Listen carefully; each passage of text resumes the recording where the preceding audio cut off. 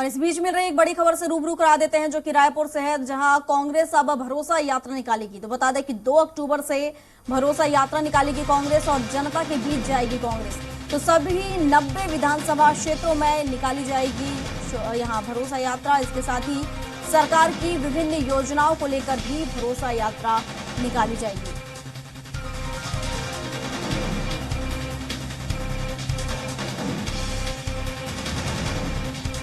तो आपको बड़ी खबर बता रहे हैं, जहां कांग्रेस अब भरोसा यात्रा निकालने जा रही है। तो जनता के बीच कांग्रेस पहुंचेगी भरोसा यात्रा को लेकर। और इस पर विस्तार से जानकारी के साथ स्वाति कौशिक हमारे साथ लाइव जुड़ चुकी हैं रायपुर से। तो स्वाति का ही रुख कर लेते हैं। स्वाति, अब कांग्रेस देखा जाए तो भरोसा यात्रा निकालने जा रही है। जो योजनाएं निकाली गई हैं वो कहीं ना कहीं जनता तक पहुंचाने का काम किया जाएगा। इससे पहले भी कई यहाँ पर देखा जाए तो यात्राएं निकाली जा रही हैं, और देखा जाए तो अब क्या जरूरत पड़ गई इस भरोसा यात्रा की आखिर कांग्रेस को? है कुछ महीनों में, इनफेक्ट कहें कि अब से मुश्किल से 60 दिनों में यहाँ पर जो है विधानसभा के चुनाव होने हैं। 90 सीटों पर विधानसभा के चुनाव को लेकर तमाम जो राजनीतिक पार्टियां हैं वो अपने अपने तरीके से जनता के बीच पहुंचने की कोशिश कर रही है। उसी का तारतम्य में कांग्रेस का ये जो भरोसे के सम्मेलन का जो है ये कार्यक्रम रखा गया है, और ये बिलासपुर के तखतपुर में होगा। प्रस्तावित है कि यहाँ पर राहुल गांधी जो कांग्रेस के बड़े नेता हैं, केंद्रीय नेता हैं, वो यहाँ पर पहुंचे। तो 25 तारीख को ये जो कार्यक्रम है वो रखा गया है। तो भरोसे के सम्मेलन में अभी तक बताया जा रहा है राहुल गांधी का जो छत्तीसगढ़ दौरा है वो प्रस्तावित है। बिलासपुर एक बड़ा संभाग है, बिलासपुर के तखतपुर क्षेत्र में इस सभा को करना है।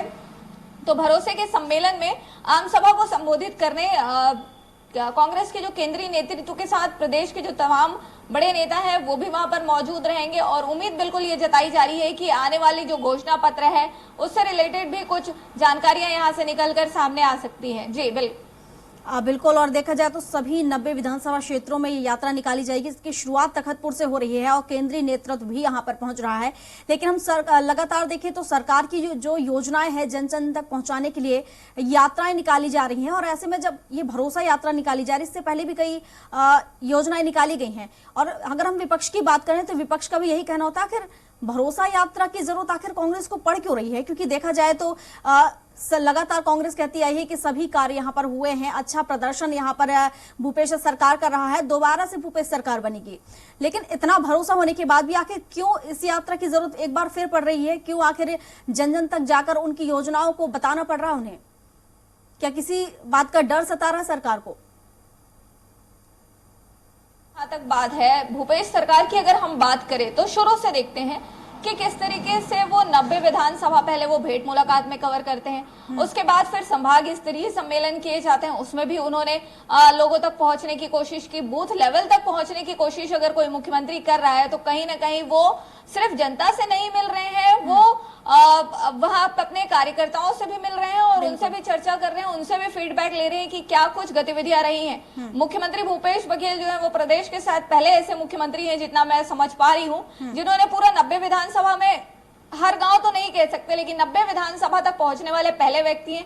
और हर विधानसभा में 2-2, 3-3 क्षेत्र जो है वो 2-2, 3-3 अलग अलग गांव, 2-2, 3-3 तहसील उन्होंने अपनी इस कार्यक्रम के दौरान जो है वो कवर किया है। तो लगातार ये तीसरे या चौथे दौर का ऐसा सम्मेलन होगा जहां पर मुख्यमंत्री भूपेश बघेल जो है वो प्रदेश को एड्रेस करेंगे, प्रदेश को संबोधित करेंगे। और इन सम्मेलनों के माध्यम से लगातार जो कांग्रेस का केंद्रीय नेतृत्व है वो यहाँ पर शामिल हो रहा है। इसके पहले भी हमने देखा था कि राहुल गांधी पहले रायपुर में इस तरह के सम्मेलन में शामिल हुए थे।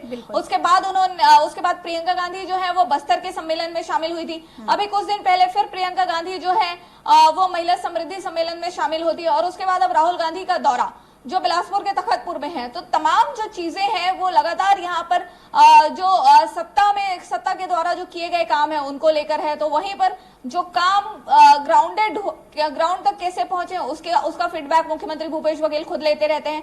और पहुंचे हैं तो किस स्तर पर पहुंचे हैं, कैसे रहे हैं, उसका फीडबैक लेते रहते हैं। तो जो सत्ताधारी पार्टी होती है वो अपना फीडबैक लेने का काम करती है, और जो विपक्षी पार्टी रहती है, ये हमने देखा ही है कि विपक्षी पार्टियां हमेशा लगातार सवाल उठाते रहती हैं। तो जनता तक कैसे पहुंचा जाए, सारी राजनीतिक पार्टियों का लद्दलबाब जो है वो यही निकलता है कि जनता तक कैसे पहुंचा जाए।